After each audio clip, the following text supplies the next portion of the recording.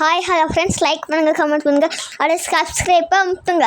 காவேரியோட வீட்டுக்கு வந்து அப்படியே விஜயோட சித்தி வராங்கங்க. வரலாமான்னு கேட்கும்போது அங்கே எல்லாரும் பேசினே இருக்கிற டைமில் வாங்க வாங்கன்னும் போது அந்த இடத்துல காவேரியோட அம்மா வந்து ரொம்ப நல்ல மனசோடையே கேட்பாங்க.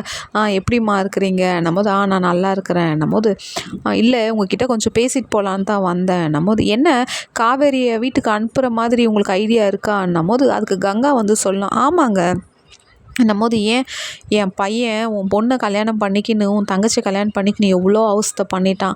இதோட உன் பொண்ணு வந்து என் வீட்டுக்கு வாழவே வேண்டாங்க, இதோடு நிறுத்திக்கங்கன்னும் போது அந்த இடத்துல காவேரி ஒரு அம்மாவாக இருக்கும் போது அந்த இடத்துல எவ்வளோ மன கஷ்டம் வருங்க.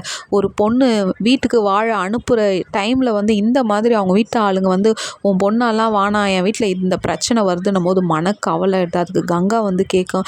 ஏன் தங்கச்சியால் உங்கள் வீட்டில் என்னங்க பிரச்சனை வருது? ஏதாவது என் தங்கச்சியால் பிரச்சனை வந்தால் கூட அதை அவள் சால்வ் பண்ணிடுறாள்ன்னும் போது இல்லை நாங்கள் ஒரே பையனை வச்சு அவனுக்கு நல்லபடியாக கல்யாணம் பண்ணி பார்த்து குழந்தை குட்டியெல்லாம் பார்க்கணுன்னு நினச்சோம். என்னைக்கு உன் தங்கச்சி இந்த மாதிரி வீட்டுக்குள்ளே வந்தாலும் அணிலேருந்து எங்களோட நிம்மதியே போயிடுச்சு. எங்களுக்கு காவேரி வேண்டாம், உங்கள் வீட்டு பொண்ணை உங்கள் வீட்டோடு வச்சுக்கன்னு சொல்கிற நேரத்தில் ஒரு தாயோட மனசு எவ்வளோ கஷ்டப்படுங்க. சரிங்கம்மா சொல்லிட்டீங்களே விட்டுருங்க, தேவையில்லாத பேச்செல்லாம் என்ன உங்களுக்கு ஒரு வாட்டி இந்த மாதிரி சொல்கிறதுக்கே இவ்வளோ கோவப்படுறீங்கன்னா நாங்கள் எவ்வளோ உங்களால் எங்கள் குடும்பம் எவ்வளோ அசிங்கப்பட்டுச்சு அவமானப்பட்டுச்சு இதெல்லாம் நாங்கள் போய் எங்கே சொல்ல முடியும்? என்னம்மா பேச முன்னாடி இவ்வளோ வாயிடுறீங்கன்ட்டு அப்படியே விஜயோட சித்திக்கும் காவேரியோட அம்மாக்கும் சரியான